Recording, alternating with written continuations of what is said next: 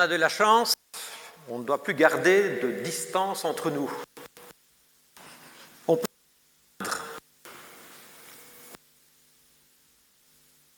peut s'entendre. Et au seuil de cette semaine tout à fait particulière, de la Semaine Sainte, c'est le Seigneur qui rompt les distances, qui nous rejoint, pour réveiller en nos cœurs l'espérance, pour nous rendre accueillants à sa grâce. Alors, une joie profonde peut renaître en nous et porter les fruits de son amour. C'est lui qui nous invite, c'est lui qui nous rejoint, mais nous sommes venus à son appel. Nous venons dans ta maison et nous nous assemblons pour t'adorer. Cantique 21, 18, première strophe, et on reste évidemment debout pour chanter.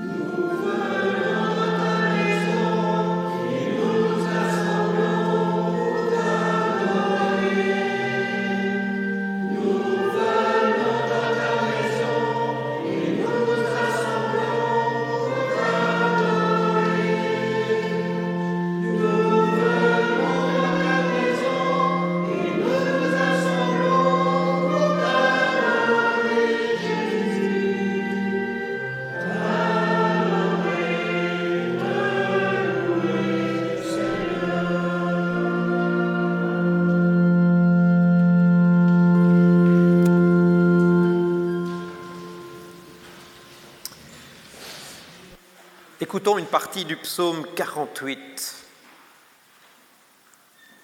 Le Seigneur est grand, il reçoit toutes les louanges. Son lieu de résidence se dresse dans sa beauté. Oui, Seigneur, nous sommes venus méditer sur ton amour à l'intérieur de tes parvis. Mais c'est jusqu'au bout du monde qu'on chantera tes louanges, car nous le savons, tu agis toujours avec justice. Voici ce que nous pourrons raconter aux générations suivantes. Le Seigneur, il est notre Dieu pour toujours. Il restera sans cesse à nos côtés. Il sera notre guide. Oui, Seigneur, tu es grand. Reçois toutes nos louanges. Amen. Et c'est au psaume 89, la première strophe, que je vous invite maintenant à chanter. On se lève pour adorer Dieu.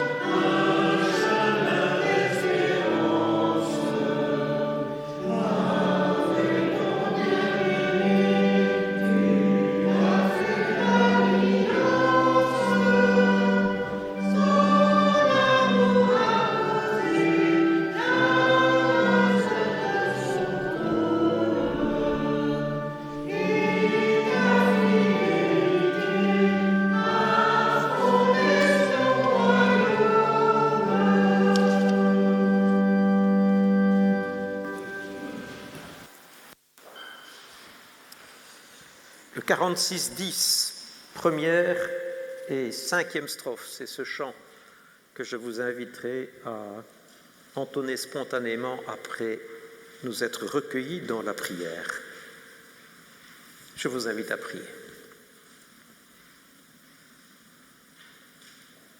Tu viens nous rejoindre, Seigneur, dans les circonstances qui sont les nôtres. Et nous voudrions que tu nous écoutes au moment même où nous nous adressons à toi. Car il est un fait que nous te parlons peut-être trop rarement. Et en nous approchant de toi, souvent nous te à voix basse. Car les paroles que nous voudrions te dire restent dans la gorge. C'est la peur, c'est la honte, c'est la crainte qui nous empêche peut-être d'ouvrir nos cœurs à ta présence. Alors ce matin, donne-nous un peu de courage. Et nous t'en prions, accepte les pauvres signes par lesquels notre confiance pourra surmonter nos craintes. Ouvre-nous ton cœur, entoure-nous de ton éternelle compréhension. Oui, Seigneur, nos vies ouvertes devant toi, nous t'en prions. Prends pitié de nous. Amen.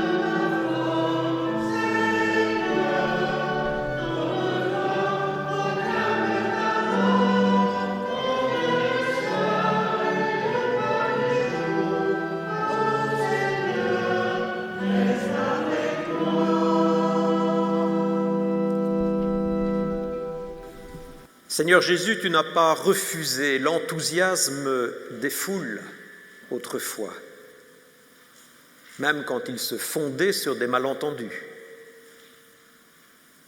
Seigneur Jésus, tu n'as pas méprisé la foi des plus humbles, même quand elle n'était pas très éclairée. Tu n'as pas rejeté la prière de ceux qui disaient leur souffrance, même quand ces souffrances étaient en partie dues à leur comportement. Tu n'as pas renvoyé tes disciples, même quand ils t'irritaient par leur incompréhension, leur dureté ou leur maladresse. C'est pourquoi ce matin, nous voulons nous redire les uns aux autres et confesser devant toi que nous croyons que tu peux nous accueillir, que nous pouvons nous tourner vers toi, te dire nos craintes, nos soucis, nos perplexités, nos fautes, et savoir que tu écoutes, que tu secours, que tu comprends, que tu aimes et que tu pardonnes. Chaque dimanche, pour nous, c'est l'occasion de rappeler cet amour, cette fidélité éternelle du Seigneur qui nous dit encore, il est possible de vivre pardonné et heureux. C'est dans cet état d'esprit que je vous invite à vous lever pour chanter « Quand les montagnes s'éloigneraient », l'S 03.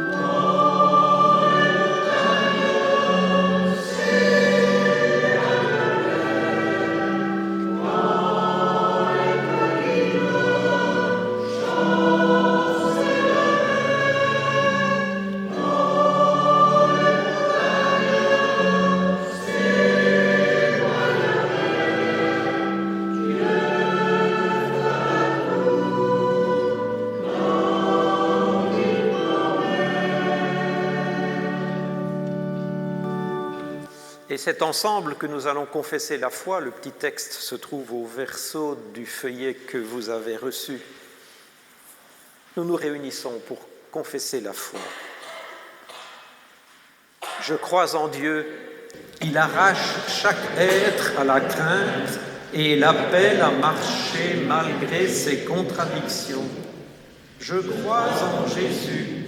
Il a été accueilli dans la ville où il devait célébrer sa Pâque et il a fait front sereinement aux caprices des hommes. Je crois en l'Esprit. Il éclaire chacun et lui permet de marcher avec la force qu'il a. Amen. Alors je vous invite à un moment de recueillement, de prière, au moment où nous allons ouvrir la parole de Dieu.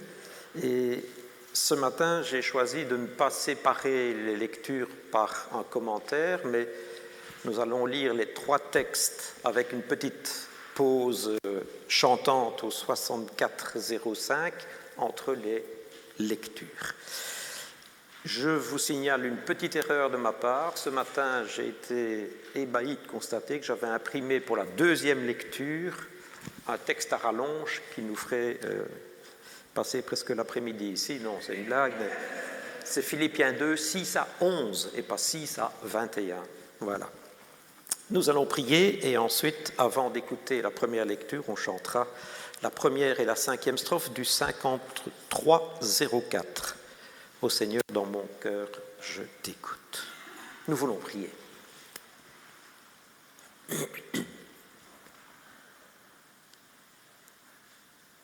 Lors de ce culte, Seigneur, nous savons que nous avons des choses à te dire et à te donner.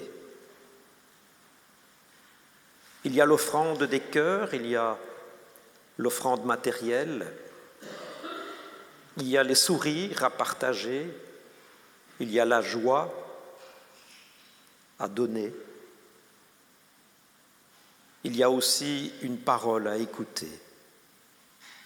Tu nous visites, tu nous rencontres, tu ne gardes pas de distance par rapport à nous, mais nous avons besoin de ton esprit pour que ta parole filtre en nous et que nous soyons capables d'annoncer ton règne, le règne de l'amour et de la grâce. Ouvre nos cœurs, Seigneur, nous t'en prions. Amen.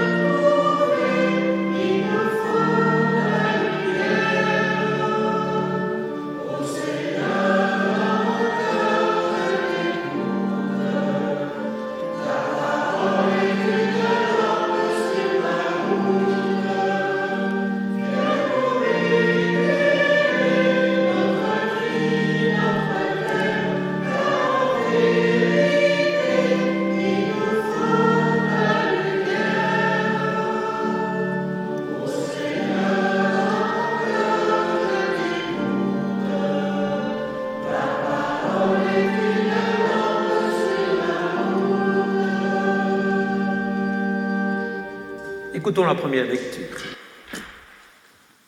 Ésaïe 50, versets 4 à 7. 50, 4 à 7. Le Seigneur, l'Éternel, m'a donné le langage des disciples pour que je sache soutenir par la parole celui qui est abattu. Il réveille, oui, matin après matin, il réveille mon oreille pour que j'écoute comme le font les disciples. Le Seigneur, l'Éternel, m'a ouvert l'oreille, et moi, je ne suis pas rebellée, je n'ai pas reculé. J'ai présenté mon dos à ceux qui me frappaient, et mes joues à ceux qui m'arrachaient la barbe. Je n'ai pas caché mon visage aux insultes et aux crachats. Cependant, le Seigneur, l'Éternel, est venu à mon aide. Voilà pourquoi je ne me suis pas laissée atteindre par les insultes. Voilà pourquoi j'ai rendu mon visage dur comme une pierre, et je ne sais que je ne serai pas couvert de honte. La prochaine lecture se fait au 6405, première strophe. 6405, première strophe.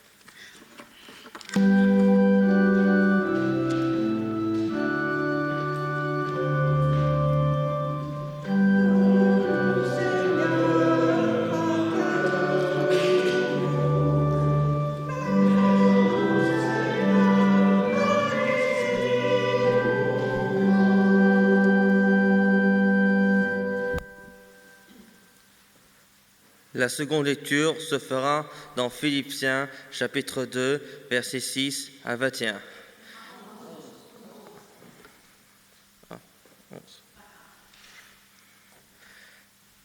Lui, il est l'égal de Dieu, parce qu'il est Dieu depuis toujours. Pourtant, cette égalité, il n'a pas cherché à la garder à tout prix pour lui. Mais tout ce qu'il avait, il l'a laissé. Il s'est fait serviteur, il est devenu comme les hommes. Et tous voyaient que c'était bien un homme. Il s'est fait plus petit encore. Il a obéi jusqu'à la mort, et il est mort sur une croix. C'est pourquoi Dieu l'a placé très haut, et il lui a donné le nom qui est au-dessus de tous les autres noms. Alors tous ceux qui sont dans le ciel, sur la terre et chez les morts tomberont à genoux, et quand ils entendront le nom de Jésus, et tous connaîtront ceci, Jésus-Christ est le Seigneur, pour la gloire de Dieu le Père. Puis nous chanterons encore une fois le 6405.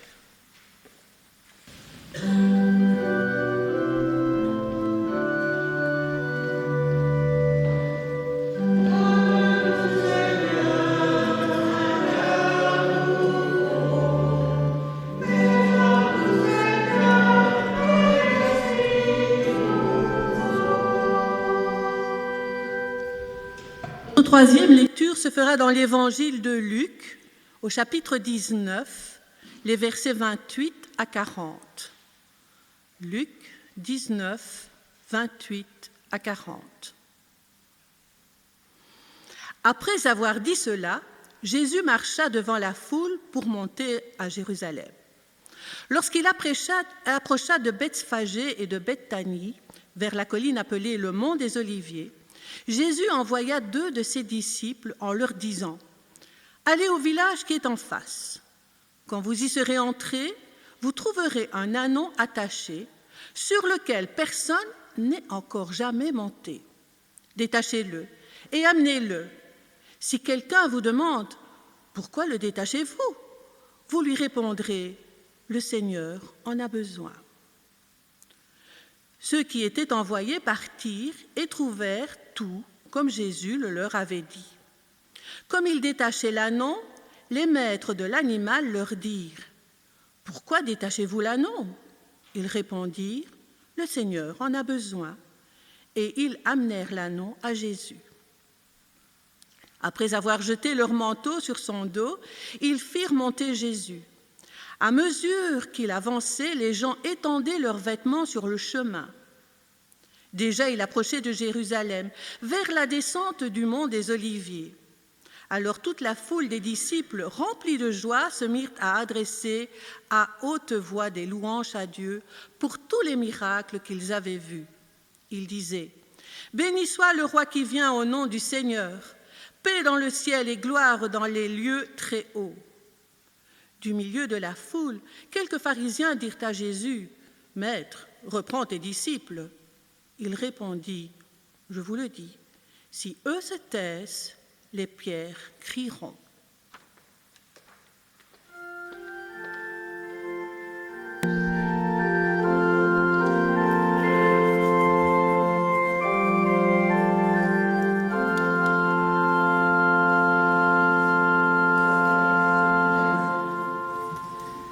Les évangiles ont gardé un souvenir d'une de ces journées spéciales, une journée particulière au cours de laquelle Jésus a été applaudi, accueilli par une foule enthousiaste.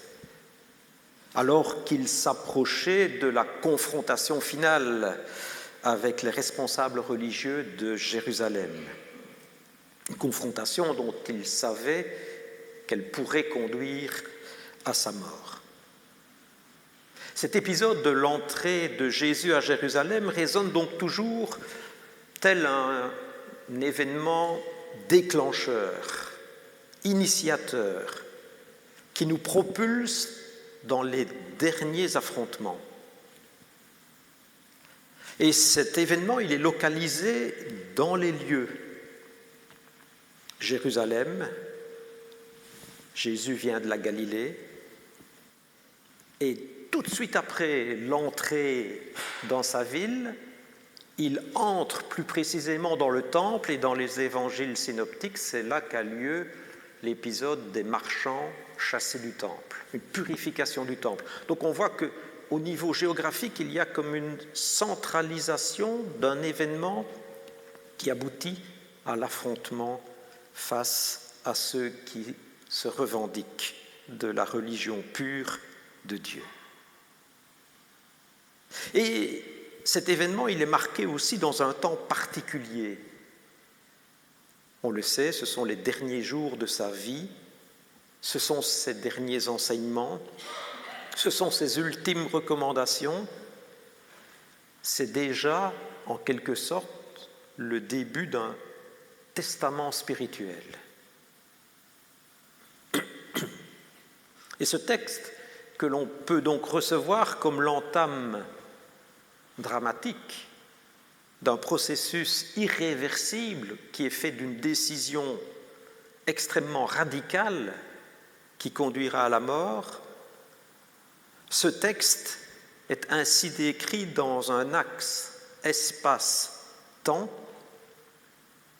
qui nous dit peut-être surtout que Jésus est en train lui-même de se préparer, de se concentrer, d'entrer pleinement dans son rôle de Messie qui va souffrir, qu'il est en train de relire en lui-même tous ces textes de l'Ancien Testament qui laissaient entrevoir ces choses.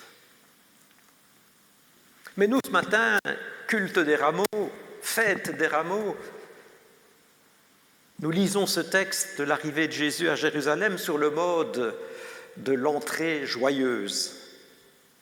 On dira que c'est une entrée solennelle, festive, royale, messianique. Et on prend plaisir, avouons-le, à voir, j'allais dire pour une fois, des croyants enthousiastes qui crient leur joie, qui disent « Enfin, il est là !» Pour être tout à fait précis, il faut avouer que beaucoup des éléments symboliques que l'on trouve dans ce texte sont probablement passés inaperçus ce jour-là par les acteurs de la scène. Ils ont été soigneusement conservés et intégrés au récit par les rédacteurs des évangiles pour nous faire comprendre qu'en fait nous sommes déjà entrés dans une célébration liturgique, des acclamations répétées, des cantiques avec des strophes à n'en plus finir,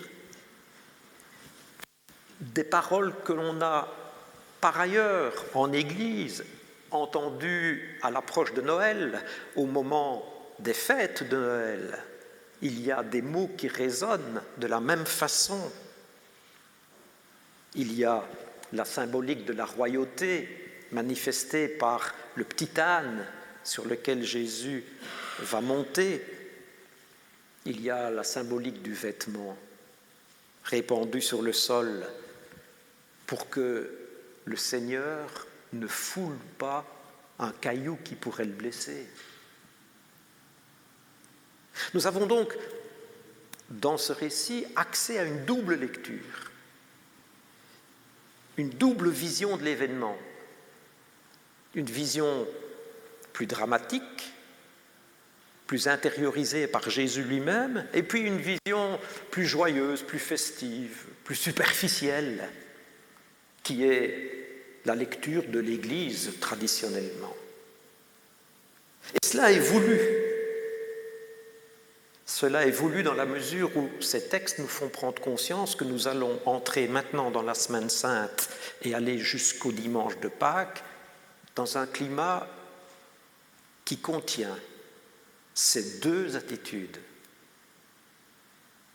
Il y a à la fois la victoire de Pâques qui va être célébrée, mais qui ne peut vraiment l'être que si on passe par le Jeudi Saint et encore plus, évidemment, par le Vendredi Saint. C'est pour nous aider, dans les quelques jours qui viennent, à plonger dans un réalisme qui ne va pas toutefois s'épuiser dans la matérialité des faits, qui va prendre son sens symbolique en ce qu'il renvoie à une autre réalité, à un autre réel, un autre vécu, un autre regard. Ainsi, il faudra donner à chacune de nos émotions, à chacune de nos attitudes, à chacune de nos compréhensions, cette double interprétation. Et dans cette entrée à Jérusalem, nous percevons déjà ce destin caché du Sauveur du monde. Cette entrée à Jérusalem, elle éclaire déjà en quelque sorte la fin d'une histoire, mais est-ce vraiment la fin ? La fin de cette histoire, de cette semaine extraordinaire, où nous pourrons prendre peut-être mieux conscience que le triomphe du Christ se mêle à l'humilité de Jésus, que la fête contient de la tristesse, que la royauté se conjugue avec une couronne faite d'épines, que la pourpre devient un signe d'outrage, d'humiliation ou de moquerie, que la vraie messianité est prononcée sur la croix quand Jésus dit « tout est accompli ». Mais j'aimerais qu'on revienne au texte et qu'on prenne position au bord de la route, comme si nous étions des observateurs avisés, en prenant soin de regarder aux personnages ou aux familles de personnages qui sont les acteurs de ce récit. Et d'abord, il faut observer Jésus. Jésus, c'est lui qui conduit réellement les choses. Tout au long de cette semaine, on aura l'impression qu'il subit la haine des hommes tout en conduisant les événements. Ici aussi, les verbes qui caractérisent sa posture, en tout cas dans les premiers versets, nous aident à le comprendre. L'évangéliste écrit « Jésus marchait en avant ». Il montait vers Jérusalem. Il s'approchait du mont des Oliviers, comme si tout était déjà balisé, comme si l'itinéraire était bien pensé, comme si Jésus apprenait à rythmer sa marche vers les événements qui conduiront à sa mort et à sa résurrection. Lorsqu'il entre dans sa ville, il nous indique déjà en fait la façon dont il veut concrétiser sa visite, sa venue dans l'humanité. Ça se fera en douceur. Cela se fera par étapes. Cela se fera au rythme de sa marche. Mais il marchera toujours devant, car la route va s'élever pour lui comme pour les hommes qui le suivent. Elle deviendra donc plus difficile. Elle deviendra donc plus difficile à vivre, à imaginer, à subir, à penser. Mais lui marchera toujours devant. Et en même temps, ce matin, en relisant ce texte, on prend conscience que Jésus lui-même est porté par la foule. Il est porté par ceux et celles qui l'acclament. Il est lui-même, quelque part, encouragé à continuer fidèlement sa mission. Et puis, en étant au bord de la route, on voit Jésus passer, mais on peut aussi épier l'attitude de ses disciples et des propriétaires du petit âne. Jésus ne se privera donc jamais de l'intervention nécessaire et du travail des hommes. Sa venue n'est pas quelque chose qui concerne le Père et lui. S'il est un processus intérieur et même secret à plus d'un titre, inaccessible aux hommes, il vient rejoindre l'humanité dans ce qu'elle est, comme elle est, pour produire du bon et pour susciter des vocations, pour lever des hommes et des femmes qui sont capables encore d'entreprendre. Les disciples, comme d'habitude, ils obéissent, mais sans comprendre. Ils ne sont pas laissés seuls, ils sont envoyés à plusieurs. Ils forment de micro-communautés. Ils devront s'en souvenir après la résurrection, au moment de Pentecôte. Il y a déjà là des groupes qui se forment. Il y a déjà des embryons de cette Église future qui va célébrer sans toujours bien connaître, sans toujours bien savoir, sans toujours bien être fidèle, mais qui seront des serviteurs et des servantes qui vont aider à l'accomplissement. De même, les propriétaires de l'animal, le petit ânon, ils sont complètement, comme on dit aujourd'hui, à la ramasse. Ils ne comprennent pas du tout. Ils n'ont même pas assisté de près à l'entrée de Jésus dans la ville. Mais le texte nous dit, vous savez, ce Messie-là, il a besoin de gens comme ça aussi. Il rassemble des hommes bien différents dans son projet. Il s'approche de chacun en les rejoignant dans leur histoire. Il les rencontre de multiples façons, dans l'improvisation ou dans la continuation d'un projet. Il approche chacune de nos vies pour nous engager à agir, à oser, à mettre en œuvre,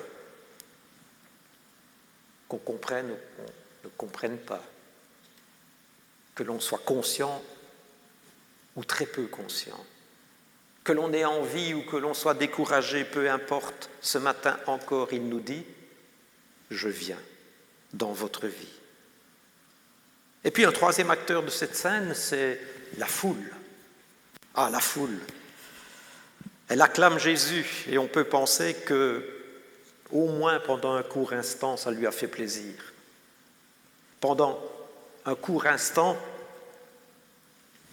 il a profité de cette acclamation. Et de même, on retrouve l'ambiguïté de cette attitude de la foule, l'ambiguïté de cette foule qui crie « Alléluia », merveilleux, fantastique, et qui, quelques jours après,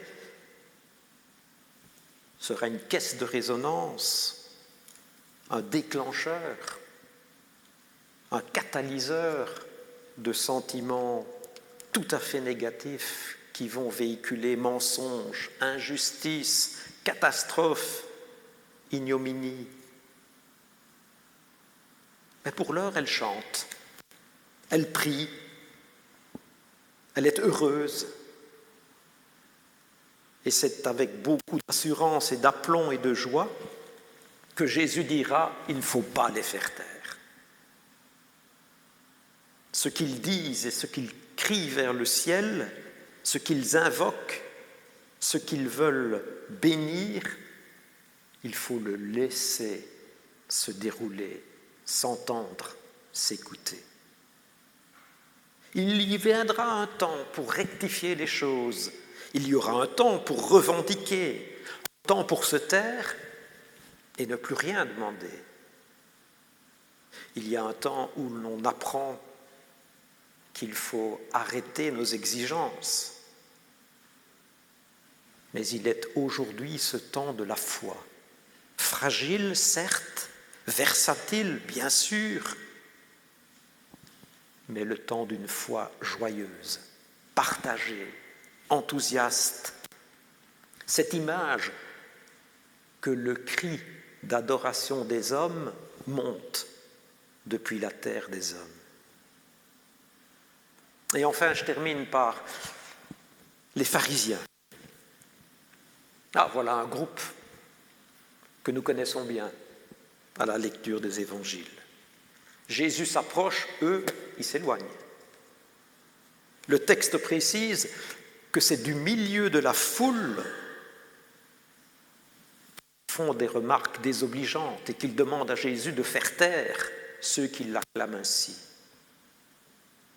Ils sont dans cette foule ceux qu'on pourrait appeler les jamais contents, les coupeurs de cheveux en quatre, les insatisfaits, les critiqueurs, les méfiants, mais aussi et surtout les représentants de cette caste, de ce clan, de ceux qui pensent posséder la vérité.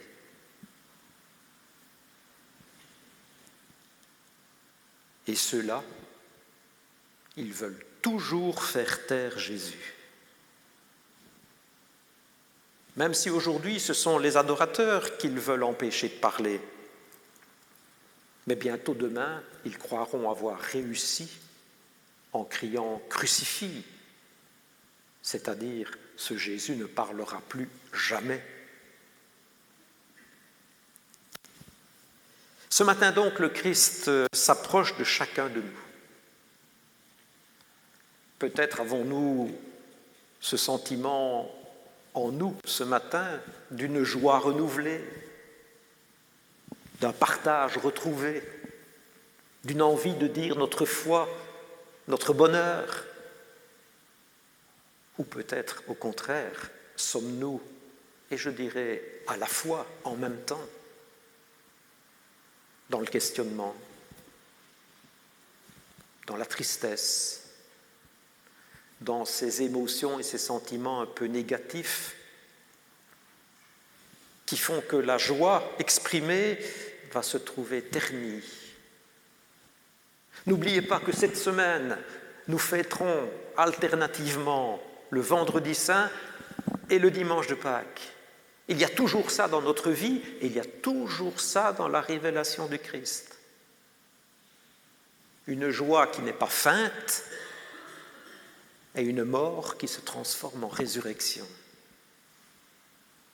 Il veut nous réjouir, il veut enthousiasmer nos vies, même s'il nous dit une parole de vérité sur chacune d'elles. Alors aujourd'hui, avec notre manque de lucidité ou de discernement, avec tous nos conflits intérieurs, avec les désirs les plus secrets, soyons au mieux des disciples un peu égarés, mais ne soyons surtout pas de ces pharisiens sûrs de leur bon droit ou de leur foi correctement reçue et pratiquée. Et tout cela dans cette joie fondamentale et intérieure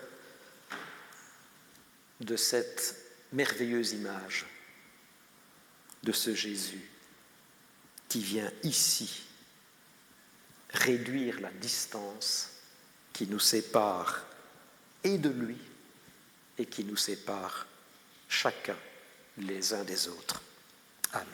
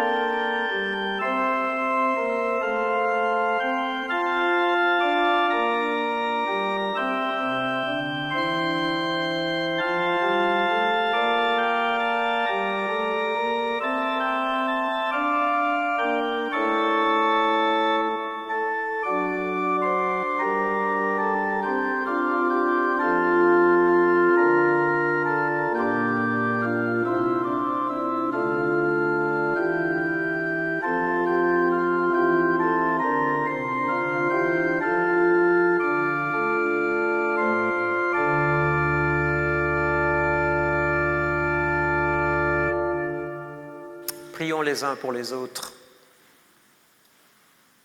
Seigneur, nous te prions d'abord pour chacun de nous. Fais de nous une communauté plus fraternelle, capable de partager, d'accueillir, capable de se réjouir de tous ceux qui entrent dans ton amour. Et puis accorde-nous d'être pratiquants de ta justice, soucieux des rejetés, hommes au milieu des hommes. Seigneur, nous te prions aussi pour ton Église. Donne-lui du courage, réveille-la, donne-lui encore la joie de célébrer ta présence et ton amour. Et puis Seigneur, nous te prions avec tous les hommes, ceux qui souffrent, ceux qui se révoltent, ceux qui subissent le deuil ou la maladie. Et il nous est impossible de ne pas penser à tous ces peuples qui vivent les dictatures, qui doivent fuir, qui vivent la guerre. Et c'est pourquoi nous te prions aussi avec ceux qui essayent partout dans le monde de construire des sociétés plus équitables. Tu viens vers nous, Seigneur, pour nous redonner la force et la confiance. Alors nous t'en prions, reste encore souvent avec nous. Amen. Et nous allons chanter au cantique 33-31, les 3 strophes, on se lève pour chanter le Hosanna.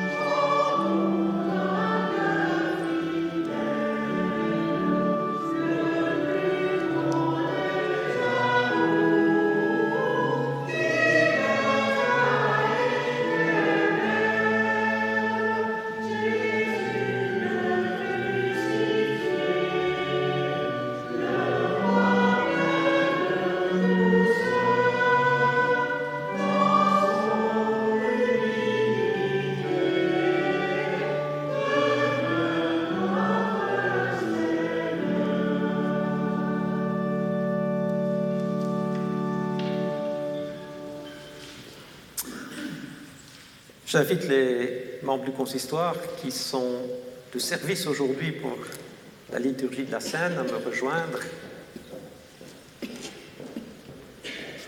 Et c'est à l'aide du cantique 24-13, Seigneur Jésus, par ton esprit, que nous allons ponctuer chacun des temps de cette liturgie de la Sainte et nous commençons par la préface.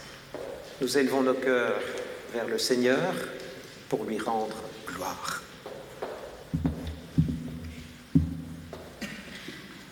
Vraiment, Père, il est juste et bon de te rendre grâce en ce jour. Nous nous souvenons de l'entrée de Jésus, le roi Messie, dans la ville de Jérusalem, la ville de la paix. Voici donc les jours où nous célébrons déjà le mystère de notre libération. Alors que l'atmosphère était au complot, Jésus est resté serein et n'a pas reculé devant sa mission. Il a assumé son ministère jusqu'au bout. Aussi, unis à ceux qui acclamaient Jésus avec un enthousiasme parfois défaillant, unis aussi à tous ceux qui, par la suite, l'ont acclamé comme leur roi, nous ne voulons pas nous taire et laisser crier les pierres. Nous t'acclamons à notre tour et nous chantons la joie de partager ta présence.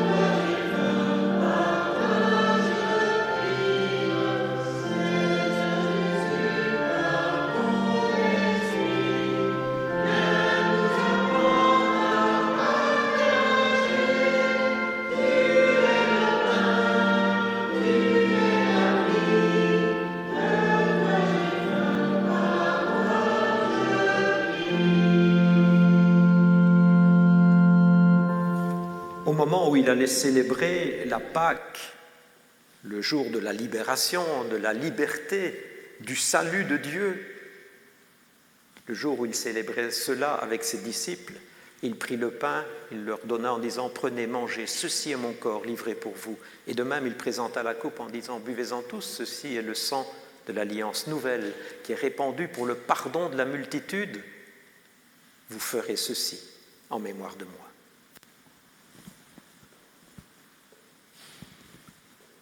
C'est en mémoire de Jésus que nous célébrons cette scène, dans la fidélité à sa parole. Avec lui, nous pouvons déjà passer de la mort à la vie. Fort de sa promesse, nous attendons sa venue. Remplis-nous de l'Esprit Saint, apprends-nous les gestes du partage. Vivifie-nous et fais de nous les témoins de sa manifestation. Garde-nous dans l'unité et dans la recherche de la vérité avec ceux qui nous ont précédés dans cette vie, avec tous les artisans de la paix d'aujourd'hui, avec tous les hommes de bonne volonté, sans distinction et sans faiblesse. Qu'ainsi demeure notre foi, aujourd'hui et demain, et tous les jours, jusque dans l'éternité, par Jésus-Christ notre Seigneur. Amen.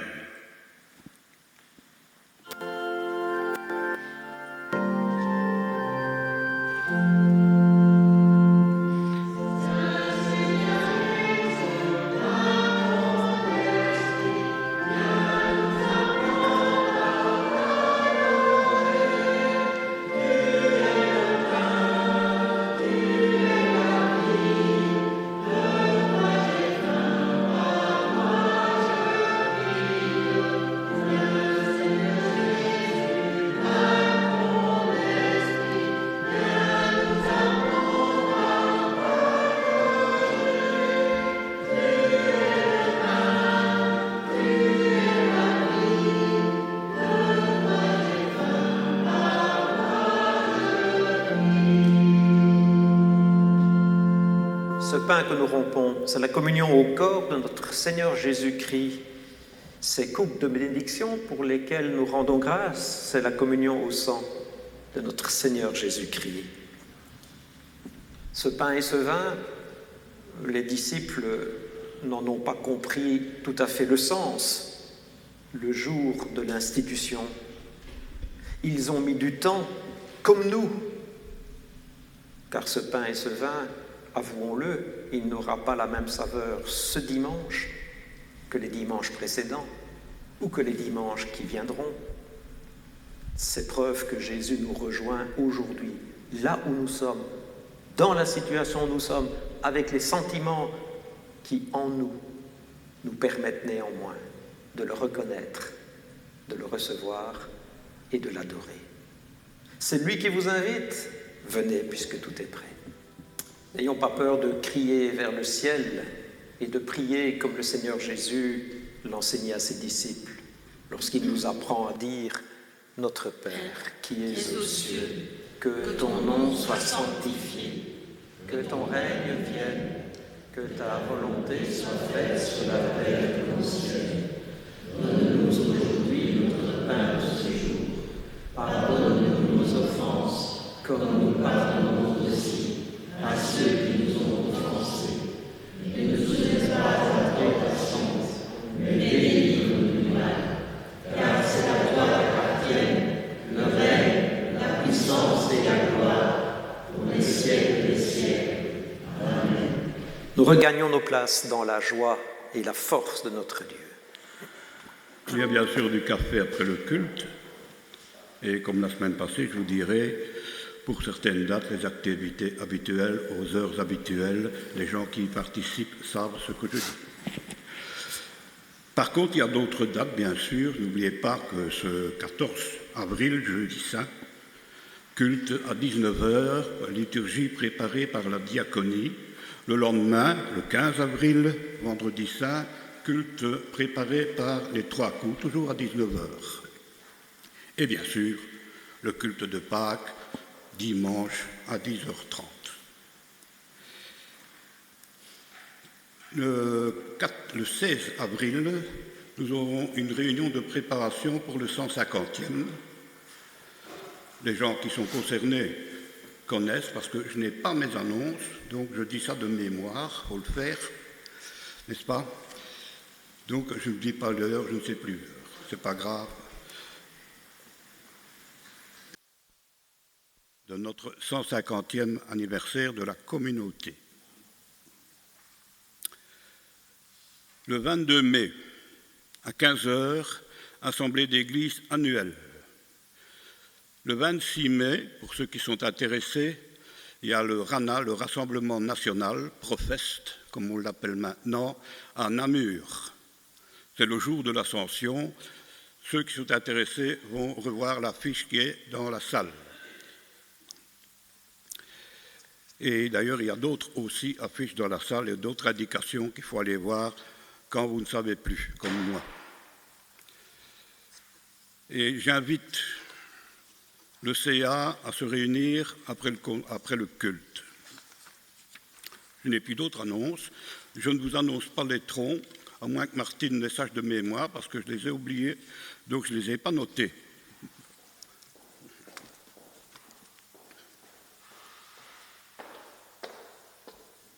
Je complète les annonces. Le tronc central, c'est 108 €. Pour la diaconie, c'était 10 €. Alors, la réunion pour la préparation du 150e, c'est à 14h30, donc le 16. Ceux qui n'étaient pas là la fois précédente sont les bienvenus. Il y a de la place pour tout le monde encore. Et pour le Rassemblement national Profest, il y a un car qui est organisé par le district. Donc, si vous voulez aller en car, il faut vous inscrire auprès de la secrétaire du conseil de district, Sophie Verteneuil, ou auprès d'un des membres du consistoire de Carnion. Et le coût est de 5 €.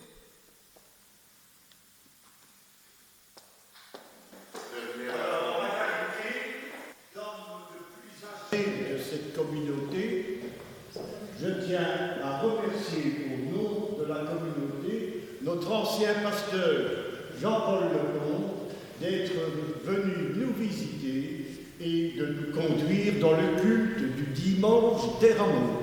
Merci Jean-Paul. Alors, une petite dernière information, parce que nous sommes nombreux ici à Carignan à être membres de la SBL Entraide Protestante.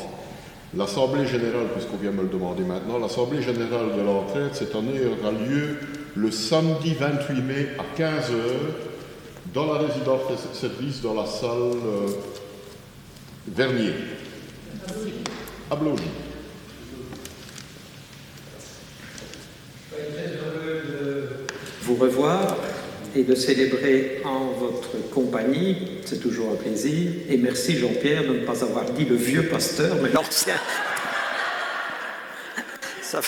C'est toujours un petit baume au cœur. Oh, oui. Et en cette semaine particulièrement, parce qu'à Marchienne, il n'y a toujours pas de pasteur, et donc pour la célébration de la Semaine Sainte, on célèbre tous les ans là-bas en œcuménisme avec les amis catholiques. Donc il est important d'avoir un pasteur présent, donc je vais prester. Bien, alors, nous allons finir après la bénédiction par le 12-12, mais encore une fois, je ne pratique pas l'Alléluia, et je me demande si ce n'est pas possible qu'on ne chante que le refrain, parce que sinon ça va encore... D'accord, on est d'accord.